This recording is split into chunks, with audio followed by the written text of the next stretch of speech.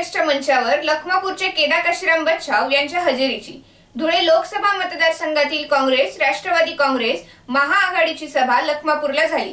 मंचावर बागलाण तालुक्याचे पहिले काँग्रेसचे तालुका अध्यक्ष केदार काशीराम बच्छाव यांना बघून सर्वांच्याच भुवया उंचावल्या व त्यांच्या भाषणाची धार विरोधकांना चपराक देऊन गेली।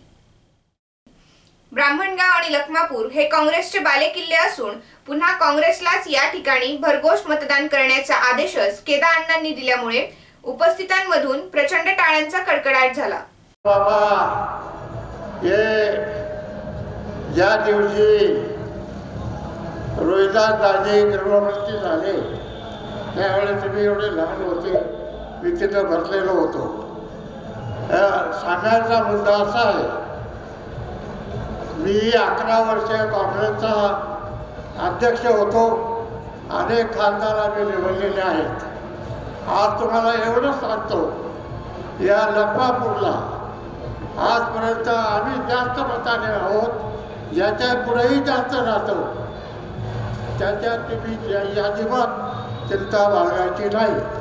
तुम्हाला असा प्रश्न पडला व आमचे चिरंजीव भाजपमध्ये आहेत आणि हे काय बाबा काचेच असतील अशी जी तुमची कल्पना आहे ती चुकीची आहे।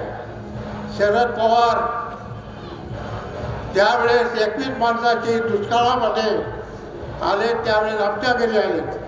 शंकरराव चव्हाण हे त्यावेळेस प्रमुख होते, त्यावेळेस पार्लमेंट सेक्रेटरी सुद्धा शरदराव नव्हते।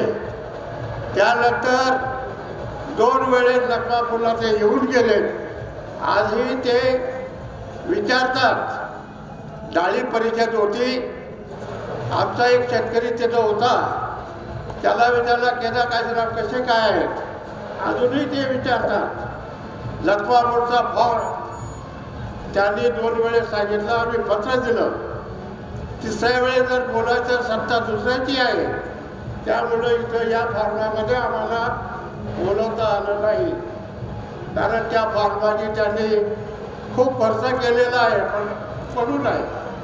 डाळिंब संशोधन केंद्र तिथं ठेवलं आहे, इमारत सुंदर बांधलेल्या आहेत, माणसं तिथं आहेत, काय करतात हे भगवान माहिती, परंतु तो फॉर्मा आज लाखो रुपये खर्च करून तसाच पडलेला आहे।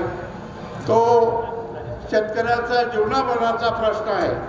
त्या ठिकाणी संशोधन केंद्र काढण्याची त्याची इच्छा होती, ती आपण पूर्ण करावी। एवढीच आमची अपेक्षा आहे, शेतकऱ्याचं जीवनमान सुधारावं एवढीच अपेक्षा व्यक्त करून तुम्हाला लखमापूरचा आजपर्यंत मी 11 वर्षे असताना अनेक लोक आम्ही कोणाला जास्त मतं मिळू दिले नाहीत, आजही याच्याही पुढे मिळू देणार नाही। तुम्हाला ही खात्री देतो, जास्तीत जास्त मतं तुम्हाला आम्ही देऊ। एवढं बोलून माझे अध्यक्ष मागा नोंद घ्या।